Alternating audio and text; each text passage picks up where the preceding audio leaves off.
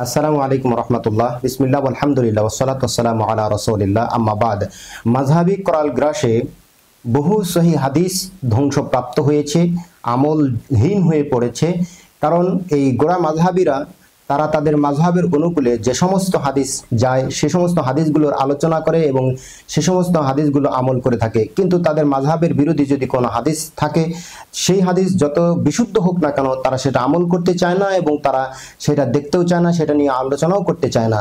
তাই আমরা তাদেরই একটা বিরোধী হাদিস, যে হাদিসগুলো একাধিক হাদিস রয়েছে এবং হাদিসগুলো বিশুদ্ধ, সে সমস্ত বিশুদ্ধ হাদিসকে তারা প্রত্যাখ্যান করেছে শুধুমাত্র মাযহাবের কারণে। আমরা সেই হাদিসগুলো নিয়ে আজকে আলোচনা করব। তবে আজকে আমাদের পর্ব থাকবে রফুল ইয়াদাইন। রফুল ইয়াদাইনের যতগুলো হাদিস আছে আমরা ইনশাআল্লাহ এই দার্সের মধ্যে সবগুলো হাদিস বর্ণনা করব ইনশাআল্লাহ। আজকে আমরা প্রথম হাদিস আলোচনা করব, যে হাদিসটি বর্ণনা করেছেন ইসলামের চতুর্থ খলিফা হযরত আলী বিন আবি তালিব রাদিয়াল্লাহু তাআলা আনহু।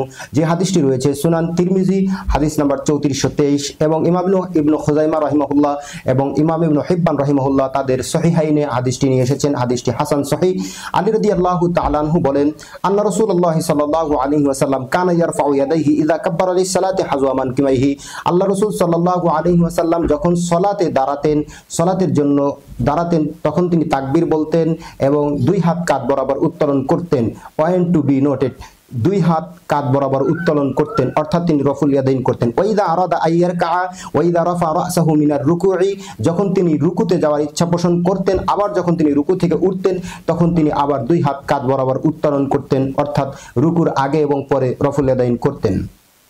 ওয়াইদা কামা মিনার রাকাআতাইনি ফাআলা মিসলা যালিক, যখন তিনি দুই রাকাত শেষ করে তৃতীয় রাকাতের জন্য দাঁড়াতেন তখন তিনি অনুরূপ রফুল ইয়াদাইন করতেন। অর্থাৎ এই হাদিস থেকে আমরা স্পষ্টভাবে জানতে পারি রাসূল সাল্লাল্লাহু আলাইহি ওয়াসাল্লাম সালাতে যখন দাঁড়াতেন তখন রফুল ইয়াদাইন করতেন এবং যখন রুকু করতেন, রুকু থেকে উঠতেন এবং যখন তিনি তৃতীয় রাকাতের জন্য দাঁড়াতেন তখন তিনি রফুল ইয়াদাইন করতেন। হাদিস বর্ণনা করেছেন বিখ্যাত সাহাবী হযরত আলী বিন আবি তালিব রাদিয়াল্লাহু তাআলা আনহু, যিনি ইসলামের চতুর্থ খলিফা। সময়ত ভিউয়ার্স, আমরা একাধিক হাদিস উল্লেখ করব রফুল ইয়াদাইন সম্পর্কে। আজকে আমরা একটি হাদিস উল্লেখ করলাম।